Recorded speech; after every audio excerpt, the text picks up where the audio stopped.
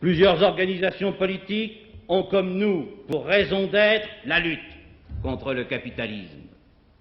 Les divisions sont préjudiciables à l'efficacité du combat pour instaurer notre société socialiste. C'est donc une de nos tâches que d'essayer d'y mettre fin et d'avoir pour cap une politique d'union de la gauche.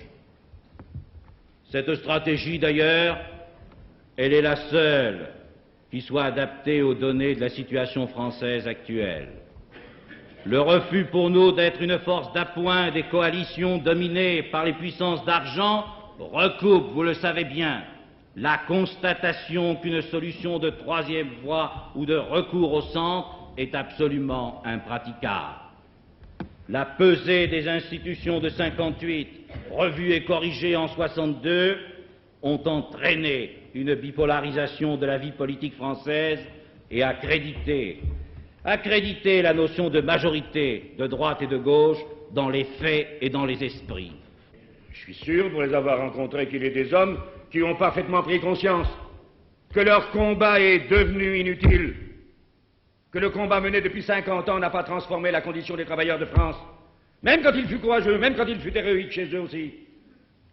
Et que même si nous grignotent encore, nous plument encore, chaque coup qu'on fera des bêtises, même s'ils réussissent ça, au mieux ils seront 30% de la population, et sauf à avoir recours à un grand soir qu'eux-mêmes dénoncent, ils ne seront jamais rien.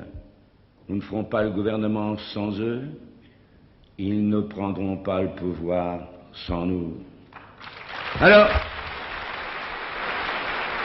Alors si vous admettez ça, si vous croyez qu'il y ait des jeunes, des intellectuels chez eux, des cadres chez eux, qui eux aussi rêvent de secouer leurs conservateurs respectifs, c'est pas toujours une question d'âge.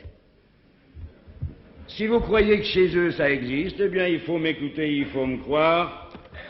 Ensemble, eux et nous, il nous faudra trouver la voie française du passage au socialisme.